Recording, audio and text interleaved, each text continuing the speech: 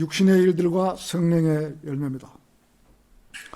존 브래덕 목사는 미국 뉴저지 서머멀 교회에서 수년간 목회를 하셨는데 사역기간 동안 열매를 맺지 못하는 것을 보고 크게 실망한 나머지 자신의 사역이 실패했다고 슬퍼하며 결국 세상을 떠나게 되었습니다.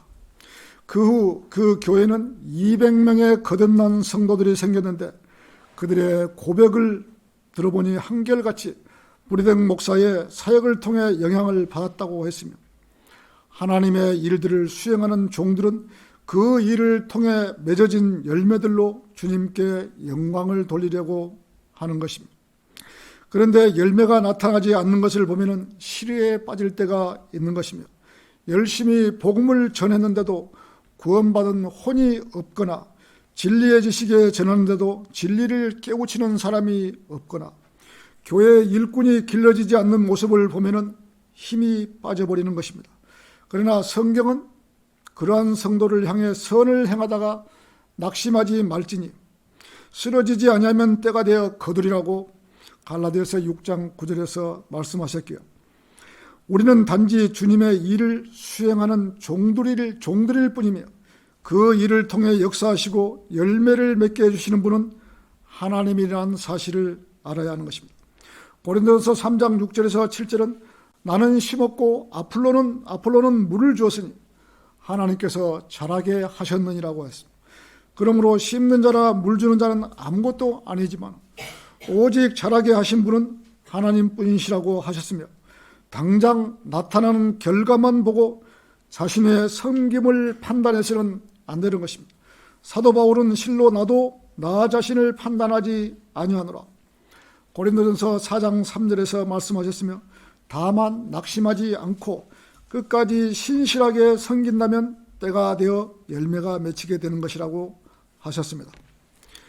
지금 우리 존 브래덕 목사는 살아계실 때 복음을 전했는데도 그 즉시 나타나지 않는 걸 보고 많은 참 후회를 하고 했던 모양이에요. 우리 교회도 마찬가지입니다. 성도는 적지만은 우리가 길거리에서 거리설교하고 구령하고 혼들을 이겼을 때 또 교회 자리를 채워지지 않았더라도 우리는 후회할 것이 없고 또 하나님께서 이 자리를 채워주시면 함께 가는 것이고 또 이 숫자로 가라면 끝까지 가는 것입니다. 우리 숫자에 연연하거나 돈에 연연하는 그러한 교회가 아니기 때문에 우리는 최선을 다해서 하나님의 말씀을 증거하고 살아가야 되는 것입니다. 사람의 정욕은 가지려고 하는 마음, 정욕은 누구를 가지려고 하는 마음이 또 마음과 정복하려는 마음, 욕심이며 사랑은 주려고 하는 마음입니다.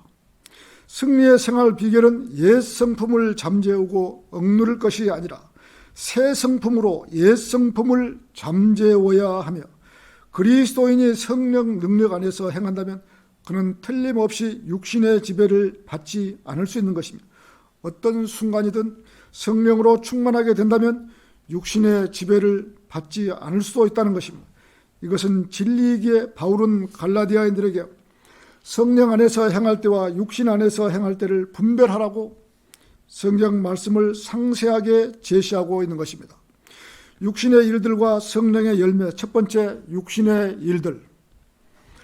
본문 말씀 19절에서는 이제 육신의 일들은 분명히 나타나나니 곧 간음과 음행과 더러운 것과 음욕과 우상숭배와 마술과 원수 맺음과 다툼과 질투와 분노와 투쟁과 분열과 이단들과 시기와 살인과 술취함과 흥청거림과 그와 같은 것이라. 내가 전에 말한 바와 같이 미리 말하노니 그런 짓들을 하는 자들은 하나님의 나라를 상속받지 못할 것이라고 하셨습니다.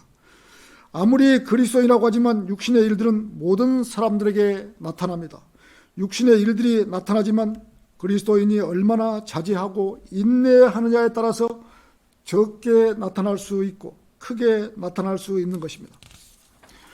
고린도전서 7장 1절에서는 이제 너희가 내가 쓴 것들에 관해서는 남자가 여자를 접촉하지 않는 것이 좋으나 고린도 교회 회중들은 지극히 육신적이면서도 그 가운데는 극도의 금욕주의자들이 금욕주의를 표방하면서 경건한 척하는 부류가 있어서 남녀 간의 결혼까지 제약시하는 사람들이 있었던 모양입니다. 회중들 사이에는 이 문제를 놓고 의견이 엇갈려 분열을 일으켰고, 마침내는 결혼 문제에 대한 바울의 견해를 듣기 위해서 누군가가 편지를 써서 바울에게 보냈던 모양입니다. 고린도전서 7장 2절에서는 음행하지 않기 위해서 남자마다 자기 아내를 두고 여자마다 자기 남편을 둘지니라. 성경에서 음행을 피하기 위해서 남녀가 결혼하라는 것은 하나의 명령인 것입니다. 결혼은 음행을 피할 수 있는 최선의 방법인 것입니다. 이 말은 성적 욕구를 얼마든지 자제할 수 있어서 일생 동안 음행을 피할 수 있는 사람이라면 결혼을 하지 않아도 괜찮다는 뜻도 담겨져 있습니다. 남녀 간의 성적 욕구는 자연스러운 현상이기에 제약시할 필요는 없습니다. 그것이 음행의 형태로 발전되면 제약이 되는 것입니다. 그래서 하나님께서는 인간에게 결혼이라는 멋진 장치를 만들어 주신 것입니다. 창세기 2장 18절에서는 또 주 하나님께서 말씀하시기를 남자가 혼자 있는 것이 좋지 않으니 내가 그를 위하여 돕는 자를 지으리라 하시며 여자를 지으셔서 그녀를 그 남자에게 데려오시니 그들이 한 몸이 될 것임이라. 결혼이라는 것은 남녀 간의 관계는 이처럼 인류의 조상으로부터 시작되었고 그렇게 하신 분은 하나님이셨습니다. 물론 결혼은 음행을 하지 않기 위해서 하는 것만은 아니며 인류의 최초의 결혼을 제정하신 하나님께서 분명히 밝혀놓으셨고 배우자를 위하여 돕는 자라고 정의를 내리신 것으로도 알 수가 있는 것입니다. 처음에 나타나는 육신의 일들은 너무나 분명하기 때문에 매우 육신적인 일들로 여겨지는 것이며 간음은 혼인한 사람이 범하는 죄악으로 또 음행은 독신자가 범하는 죄악으로 생각합니다. 마태복음 19장 9절에서는 내가 너에게 말하노니 누구든지 음행한 영고 외에 자기 아내를 버리고 다른 여자와 혼인하는 자는 간음하는 것이요. 지금 이 시대에는 수많은 사람들이 결혼과 이혼을 함부로 남발하는 것을 볼 수 있습니다. 그러나 성경에서는 음행한 영고 외에는 자기 아내를 버리지 말라고 하신 것입니다. 세상 사람들이 결혼을 하듯 이혼을 하듯 무슨 상관이 있겠어요?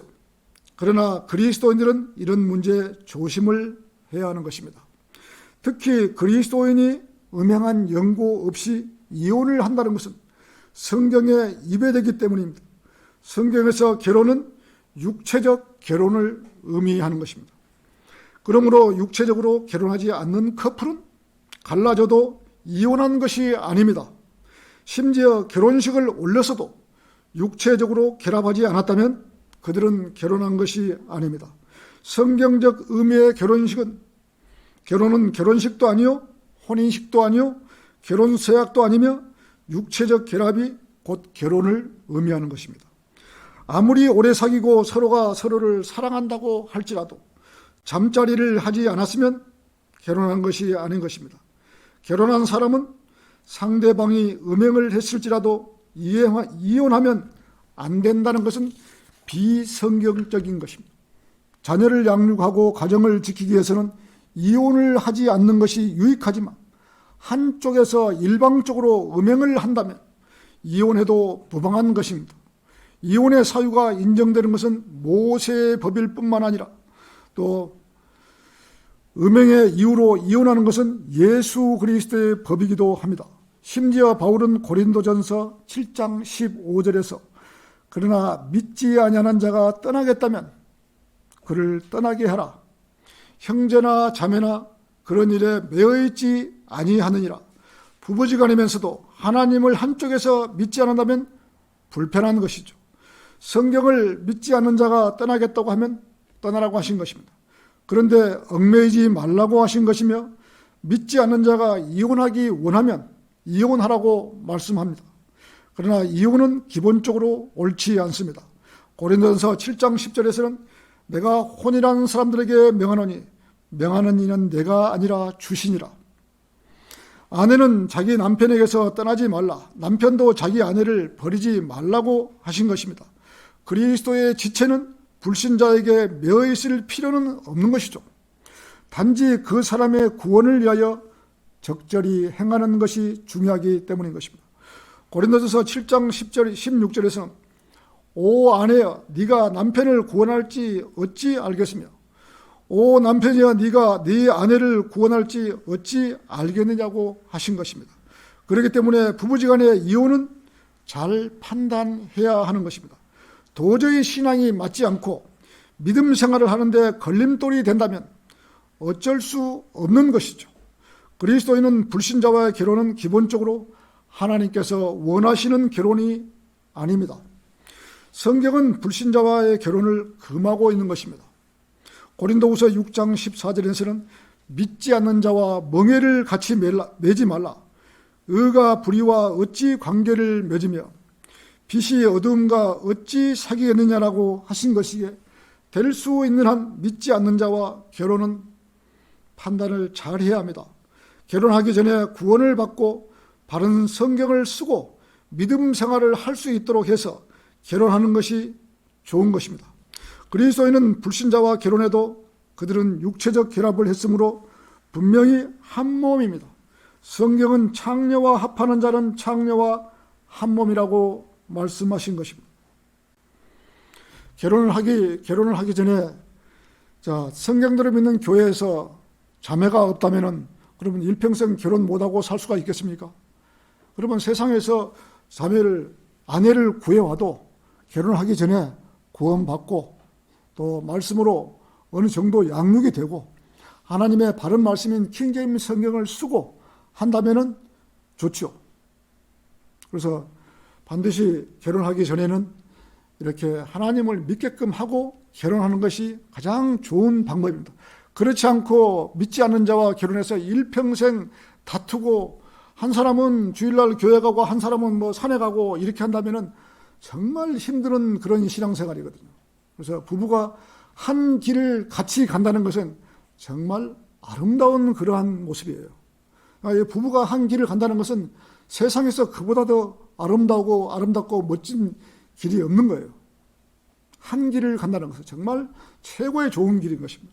부부지간에 이불 속에서 누워서 우리가 이야기하면은 대화를 하면은 무슨 대화를 하겠어요? 우리가 성경에 대한 이야기, 주님의 다시 오신다는 그런 대화, 그런 이야기를 하는 것이죠.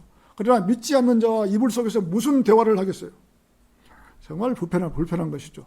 그래서 한 길을 갔다는 것이 혼자 이 길을 가는데 10년이 걸렸다면 두 사람에서 이 길을 간다면 1년이면 갈 수 있는 길이에요. 믿음이 그 정도 빨리 갈 수 있는 길이에요. 그래서 할 수만 있다면 결혼하기 전에 나와서 정말 구원받고 바른 믿음 생활하면서 그런 자매와 결혼하는 것이 최상의 길이에요. 고린도전서 6장 16절에서는 창녀와 합하는 자는 한 몸인 것을 알지 못하느냐. 그러나 그들은 하나님께서 원하시는 결합을 하지 못한 것이기에 때때로 하나님이 원하시는 결합이 아닐 경우에는 떼어내 버리신 것입니다. 아브라함이 하갈을 통해서 원치 않는 결혼을 해서 이스마엘이라는 자녀를 낳는데 지금 이스마엘 때문에 아브라함의 하갈의 아들, 그 아들 때문에 중동 지역에서 매일같이 전쟁이 일어나고 저렇게 이스라엘하고 싸움이 일어나는 거예요. 그 자녀들이 다 이스마엘 자녀들이에요. 이스라엘하고 전쟁이 일어난 그 나라가 얼마나 불편하겠어요. 사라는 그 여종과 아들 이스마엘을 쫓아내는 것을 볼 수가 있습니다. 창세기 21장 10절에서 이 여종과 그녀의 아들을 내어 쫓아내소서라고 말씀하고 있는 것입니다. 성경은 이혼의 사유에 대해서 세 가지로 말하고 있는 것입니다. 첫 번째, 상대방의 죽었을 때 배우자가 죽으면 다른 사람과 재혼해도 아무런 문제가 되지 않는다. 고린도전서 7장 39절에서 아내가 자기 남편이 살아있는 동안에는 법에 매어 있으나 남편이 죽으면 자유롭게 되어 자기가 원하는 사람과 혼인하게 되나 주 안에서만 할 것이니라. 여기서 지금 남편이라 그러니까 지금 성도들이 지금 우리 자매들만 다 이야기하는 것 같은데 지금 자매들 남편이라 그러면은 우리가 예수 그리스도를 먼저 생각해야 돼요. 비유적으로 지금 이야기해 놓은 거예요. 예수 그리스도의 남편. 우리는 전부 신부이기 때문에, 남자나 여자나 모두가 다 신부이기 때문에 예수 그리스도를 지금 말하는 것이에요. 자, 두 번째, 간음. 마태복음 19장 9절에서는 내가 너에게 말하노니 누구든지 음행한 영고 외에 자기 아내를 버리고 다른 여자와 혼인하는 자는 간음하는 것이라고 하셨습니다. 이렇게 부부가 다른 사람과 간음을 했을 때는 이혼이 가능하다고 하신 것입니다. 세 번째, 유기. 자, 고린도서 7장 15절에서 만일 믿지 않는 자가 떠나겠다면 그를 떠나게 하라.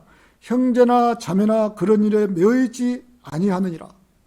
성경은 육신적인 결합에 대해서 이렇게 말씀하시지만 중요한 것은 이러한 구절들은 영적 교훈을 주는 것이며, 이런 까닭에 남자가 아버지와 어머니를 떠나서 그의 아내와 합하여 그 둘이 한 몸이 되려는 말씀은 기본적으로 예수 그리스도와 교회의 관계를 설명하는 말씀이라는 것을 정확히 알아야 합니다. 예수 그리스도와 교회는 결코 갈라질 수 없는 그러한 사이인 것입니다. 여기 본문 말씀에서 말하는 음욕은 동성연애와 극단적인 성도착, 어떤 종류든지 지나친 방종을 의미합니다. 골로새서 3장 5절에서는 그러므로 땅에 있는 너희의 지체를 죽이라. 곧 음행과 부정과 사욕과 악한 색욕과 탐심이니 탐심은 우상숭배라고 하신 것입니다. 사도 바울은 우상숭배를 탐심이라고 말씀하고 있으며, 우리는 세상에 살면서 알게 모르게 탐심을 가지고 살아가고 있는 것입니다. 무엇을 가지려고 하는 것, 남의 좋은 것을 갖고 싶어 하는 마음 자세, 무엇을 많이 먹고 싶어 하는 마음이, 이 모든 것이 탐심인 것입니다. 곧 탐심은 우상숭배인 것이며, 욕심을 부리는 것은 우상숭배라는 사실을 알고 탐심을 버려야 하는 것입니다. 욕심이 잉태하면 죄를 낳고 죄가 장성하면 사망을 낳느니라고 하신 말씀에 머리에 새기면서 욕심을 부리지 말고 살아가야 하는 것입니다. 욕심을 부릴 것이 있다면 성경을 공부하는 것을 욕심을 내야 하는 것입니다. 우리 본문 갈라디아서 2장 22절에서 24절을 한번 보시겠습니다. 다 펴어 있죠? 22절에서 24절.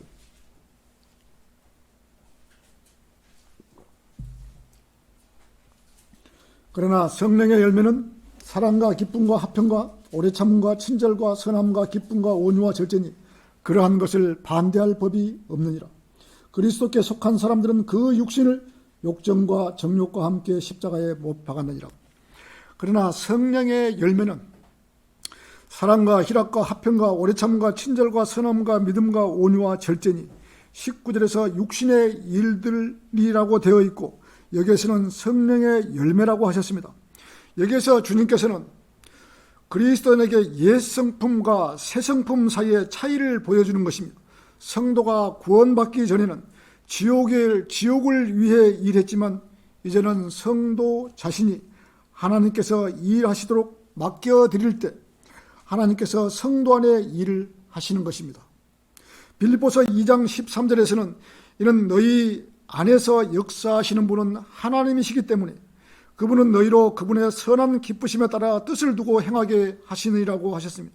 한 예로 성도가 하나님의 일들, 교회를 위해서 봉사를 했거나 예수 그리스도의 복음을 전파해서 혼을 이겨오는 일이나 거리 설교를 해서 많은 사람을 의로 돌이켰다면 성령의 열매를 맺는 생활을 하고 있는 것입니다. 우리는 지속적으로 성령의 열매를 맺고 살아가는 생활을 해야 하는 것입니다. 많은 세상 사람들이 교회는 사랑만 있어야 한다고 생각합니다.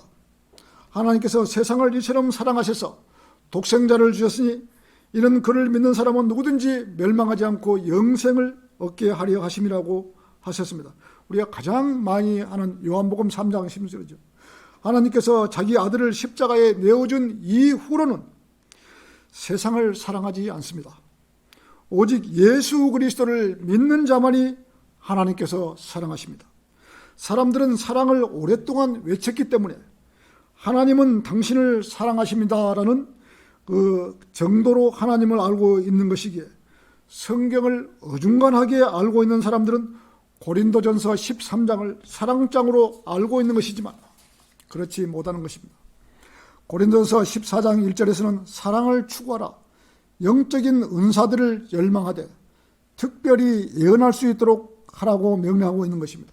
성경에 기록된 예언의 말씀을 알아야 성경 말씀을 예언할 수 있는 것이기에 앞으로 되어질 일을 열심히 공부해야 하는 것입니다. 구원받은 성도 안에 거하시는 성령님께서 하나님을 사랑하게 하시고 성도들을 사랑하게 합니다. 로마서 13장을 한번 보시겠습니다. 13장 10절입니다. 로마서 13장 조금 앞으로 넘겨서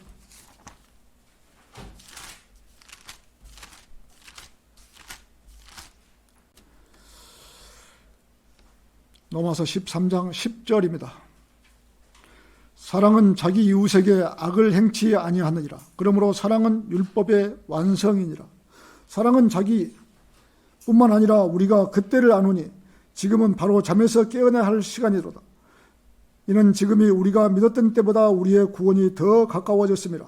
밤이 많이 지났고 낮이 가까우느니라. 그러므로 어둠의 행위를 벗어버리고 빛의 갑옷을 입자. 낮에와 같이 단정히 행하고 흥청거리거나 술 취하지 말며 음란하거나 방탕하지 말며 다투거나 시기하지 말고 오직 주 예수 그리스도로 옷 입고 정욕을 채우려고 육신을 위해 계획하지 말라고 하셨습니다. 이렇듯 사랑은 자기 이웃에게 악을 행치 아니하라고 하셨으며 자기 이웃이 누구입니까? 구원받은 성도이며 함께 예배드리는 성도가 자기 이웃인 것입니다. 이 땅에서 아무리 미워하고 싫어하며 욕을 하고 저주를 하는 사이지만 구원받았다면 그리스도의 심판석에서 만나서 주님을 찬양하고 그분 앞에서 빈말이라도 해명해야 합니다. 그렇기 때문에 아무리 잘못을 했더라도 저주의 말은 삼가해야 하는 것입니다. 구원받은 이후에 아무리 우리하고 멀어졌더라도 저주의 말은 우리가 하지 말아야 되는 것입니다. 어차피 그리스도 심판석에 가면 다 같이 만나야 될 사람들이니까요. 자, 성도들을 사랑한다는 것을 율법은 다 이룬 것이라고 하셨기에 그것도 구원받고 주님 아래에 거하면서 성도를 사랑해야 합니다.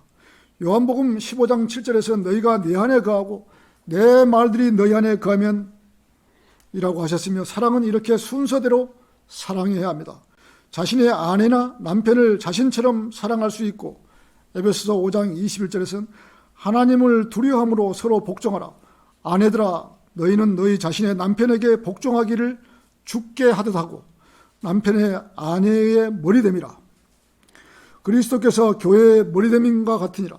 그는 몸의 구주시니라. 이렇게 순서적으로 하나님을 사랑하고 내 이웃을 사랑하고 바른 말씀으로 살아갈 때 성령의 열매를 맺는 것입니다. 그리스도인이 성령으로 충만하게 되면 그의 입술에서는 잃어버린 혼들을 구원하고자 하는 열망이 있어야 하며 하나님의 말씀을 증거하는 입술로 바뀌는 것입니다. 참된 희락은 다른 그리스도인들과 함께 기뻐하며 로마서 12장 15절에서는 즐거워하는 자들과 함께 즐거워하고 우는 자들과 함께 울라. 다른 사람의 혼이 구원받을 때 함께 기뻐하며 또 구원받게 해달라고 기도해야 합니다. 우리는 거리에서나 어디에서도 옆에 성도가 복음을 전하고 있으면 마음속으로 기도해야 하는 것입니다. 마귀가 틈타지 못하게 하고 하나님의 말씀으로 구원받게 해달라고 옆에서 참 진지한 마음으로 기도해야 하는 것입니다. 22절에서는 화평에 관해서는 오늘 본문 말씀처럼 아무리 화평을 외친다고 할지라도 화평은 없는 것입니다. 이사야 48장 22절에서는 주가 말하노니 악인에게는 화평이 없느니라 하신 것이기에 구원받지 않았다면 그 사람 안에는 화평이 없는 것입니다. 누가복음 2장 14절에서는 지극히 높은 곳에서는 하나님께 영광이요 땅 위에는 화평이요 또 사람들에게는 호의로다 라고 하셨기에 사람들에게는 화평이 없는 것이며 누가복음 10장 34절에서는 내가 땅 위에 화평을 온 줄로 생각하지 말라. 나는 화평을 주러 온 것이 아니라 칼을 주러 왔느라. 하신 것이기에 예수 그리스도께서 천년 왕국의 보좌에 오르기까지 화평은 없는 것입니다. 뉴욕의 UN 빌딩 정문에 이사야 2장 4절에 새긴 글자가 있습니다. 그가 모든 민족들 가운데서 심판하시며 많은 백성을 심판하시리니 그들이 자기 칼들을 두드려서 보습을 만들고, 보습이라 그러면 그 쟁기, 옛날 보면 쟁기의 끝털에 달라붙은 그 쇠조각이거든요. 보습을 만들며 자기 창들을 두들겨서 낫을 만들 것이요 민족이 민족을 대적하며 칼을 들어 올리지 아니할 것이며 그들이 더 이상 전쟁을 배우지 아니하리라고 UN 빌딩 정문에 써붙여 놓았지만 이 지구는 전쟁이 없는 날이 없었으며 계속해서 나라와 나라가 전쟁을 했던 것이기에 예수 그리스도께서 이 땅을 치리하시기 전에는 평화나 화평이 없는 것입니다. 화평이란 단어는 모두 부정직한 정치가와 거듭나지 못한 종교 지도자들이 자신의 인기를 잃지 않기 위해서 끊임없이 이야기하는 유일한 것들이며 정치인들이 실행하는 것은 고작 화평을 이야기하는 것이 전부인 것이기 때문에 화평을 얻고자 한다면 자기 나라의 군수 장비나 전쟁 물자 완벽하게 하고 나서 화평을 찾아야 하는 것입니다.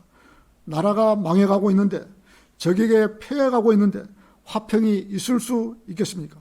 자기 나라를 적에게 패하지 않도록 해 놓아야만이 국가적으로 화평이 있는 것입니다.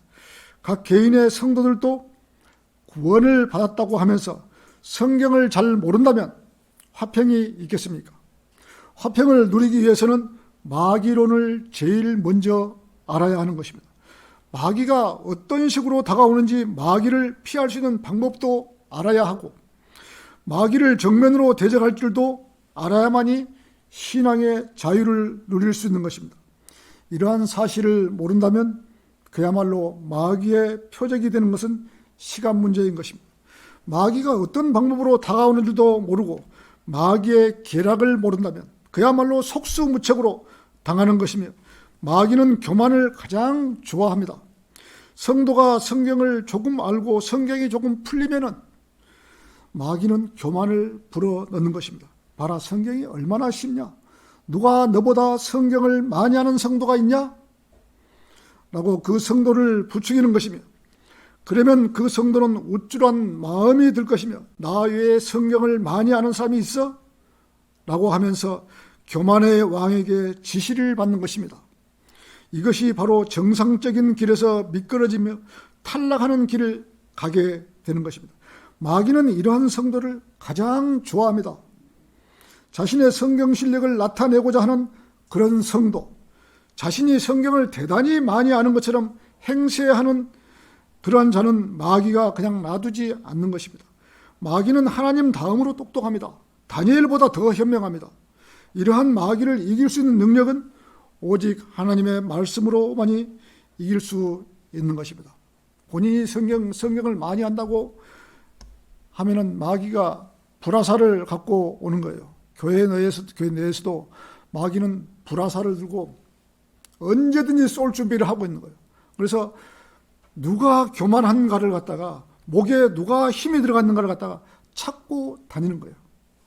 저는 거기에 정확하게 한번 당해봤기 때문에 마귀가 얼마나 교만한 사람을 찾고 다니는 걸 절실히 뼈저리게 한번 당해봤기 때문에 아는 거예요.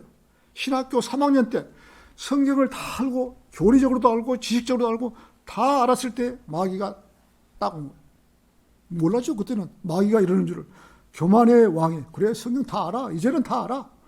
그렇게 교만하면 마귀가 불화살 놔버려요. 한 방 맞으면은 정말 이게 사망과 아니면 행불이 되든지 부상을 되든지 단단히 한번 당하는 거예요. 그래서 우리가 어디를 가더라도 성경을 아무리 많이 알더라도 교만은 우리가 하지 말아야 돼요. 주님 제게 무엇을 주실랍니까 하고 이마가 땅에 닿는 거야지 조금 성경을 안다고 뭐 알아고 부활도 알고 7년 대환란도 알고 천년왕국도 알고 다 알고 이제 누가 물어보다 안다고 하면은 마귀가 달라드는 거예요. 조심해야 되는 거예요. 그래서 이 성경을 알아도 너무 많이 알면 성도들이 그 사실을 잘 모르는 거예요. 성도들이 마귀가 와서 집적된다는 걸 모르기 때문에 교만의 왕이 돼가지고 그 대열에서 탈락이 돼버린 거예요. 그래서 이 길을 끝까지 못 가는 거예요. 이 길을.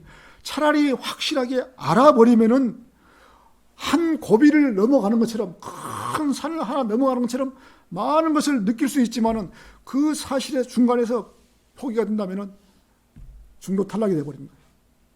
그래서 끝까지 간다는 것이 정말 어렵고 힘든 거예요. 자, 육신의 일들과 성령의 열매. 세 번째, 9가지 성령의 열매. 미국의 한 여론조사 기관에서 평범한 시민들을 대상으로 인생에서 가장 중요한 것이 무엇인지를 조사를 했는데, 무엇을 위해 수고하며 일하는지를 물었는데 조사 결과는 예상과는 달랐습니다. 돈이나 명예, 성공적인 삶이라고 답한 사람들은 소수에 불과했으며, 돈과 성공 같은 것들은 최종적인 생애의 목표를 위한 수단일 뿐이라고 답하면서 인생에서 가장 중요한 것은 사랑과 평안, 원만한 또 인간관계와 가정을 행복하게 유지하는 것이라고 답을 한 것입니다. 그러자 그것은 거듭나지 않는 자연인들이 도달할 수 있는 신기루에 불과한 것이며, 왜냐하면 그 목표들은 거듭난 그리스도인들만이 맺을 수 있는 성령의 열매이기 때문인 것입니다. 성령의 열매는 사랑과 기쁨과 화평과 오래 참음과 또 친절과 선함과 믿음과 온유와 절제니 그러한 것을 반대할 법이 없느니라고요. 오늘 본문 말씀입니다. 성도가 통제를 받으면 사랑과 기쁨과 평안은 물론 행복한 가정을 이루며 사람들과 건전하고 원만한 관계를 유지할 수 있게 되는 것입니다. 그가 세상에 부유하든 가난하든 건강하든 악하든 그 어떤 상황에서도 주님께서 주신 풍성한 복으로 만족하며 감사할 수 있게 되는 것입니다. 주님께서는 수고하고 무거운 짐진 자들아 다 내게로 오라. 그러면 내가 너에게 쉼을 주리라. 마태복음 11장 28절입니다. 죄인들을 초청하고 계십니다. 성도들은 9가지 성령의 열매 중에서 처음 3가지는 사랑과 기쁨과 화평은 내적이고, 다음 3가지는 오래 참음과 친절과 선함은 외적이며, 마지막 3가지는 믿음과 온유와 절제는 하나님에 대한 것임을 알아야 하는 것입니다. 바울이 복음 전파할 때는 전혀 온유한 것이 없었습니다. 그때는 그의 두려움과 떨림, 고린도서 2장 4절에서는 내가 너희와 함께 있었을 때 연약함과 두려움과 심한 떨림으로 가운데 있었느라고 하셨습니다. 바울은 하나님께서 자신의 메시지를 사용하실 하심에 대한 떨림이 있었으며, 복음을 듣는 청중들의 감정을 상할까 봐 염려하는 떨림이 아니었으며, 강력하게 복음을 선포하신 것이며, 누구의 눈치를 보거나 어떤 일에 얽매여서 복음을 전한 것이 아니었습니다. 갈라디아서 1장 8절에서는 그러나 우리뿐만 아니라 하늘에서 온 천사라도 우리가 너희에게 전한 것 외에 어떤 다른 복음을 전한다면 그는 저주를 받으리라고 강력하게 선포를 한 것입니다. 선함이라는 것은 구원받은 사람이라든지 받지 않는 사람이든지 사람에 대한 외적인 행동 전부를 포괄하는 것입니다. 베드로전서 3장 16절에서는 선한 양심을 가지라. 이는 그들이 행악자들에게 하는 것처럼 너희를 비방하다가도 그리스도 안에 있는 너희의 선행을 거짓되이 비난하는 것을 부끄러워하게 하려 함이라고 하셨습니다. 그리스도인들은 개인적으로 사람을 대할 때 친절해야 하며 다른 사람과 관련해서 선을 행해야만 하고, 그들의 욕설, 냉담, 차별적 대우, 명예훼손, 박해, 비열한 행동에 대해서 오래 참아야 하는 것입니다. 이 말은 그 사람과 타협하라는 말이 아니며, 훌륭한 그리스도인들이 강력한 말로 다른 사람의 감정을 상하지 않게 하면 좋겠죠. 믿음과 온유와 절제니 하나님의 말씀으로 구원받은 성도라면 약속을 믿어야 하고, 하나님의 말씀이 앞으로 이루어질 섭리를 믿어야 하는 것입니다. 성도는 주님으로부터 온 명령을 온유한 마음으로 복종하며 받아들여야 하며, 주여 그럴 수 없나이다. 주께서 내 발을 씻지 못할 것이니다. 이와 같은 시몬 베드로와 같은 마음을 받아들여서는 안 되는 것입니다. 성도가 올바른 자세는 주여 말씀하소서 주의 종이 듣나이다. 사무엘상 3장 9절입니다. 절제라는 단어는 자기 조절을 암시하며, 고린도서 9장 25절에서는 이기려고 애쓰는 사람은 누구나 모든 일에 자제하나니 절제하나니 이는 이제 그들은 썩어질 멸류관을 받으려 하지만 우리는 썩지 않을 멸류관을 받고자 함이라. 성령으로 충만한 모든 그리스도인을 위한 지침서가 되어함을 보여주는 구절인 것입니다. 그러한 것을 반대할 법이 없느니라. 주님은 포도나무이고 우리는 가지들입니다. 우리는 오직 포도성이를 맺을 뿐이며 주님께서 포도성이를 생성하신 것이며 우리의 선한 행위들은 우리가 성령님께 맡기고 그 열매, 우리가 의지가 동의했을 때 우리 안에 계신 성령님께서 맺으신 열매인 것입니다. 오늘 본문 말씀 24절에서는 그리스도께서 속한 사람들은 그 육신을 욕정과 정욕과 함께 십자가에 못 박아느니라고 생각을 해야 하는 것입니다.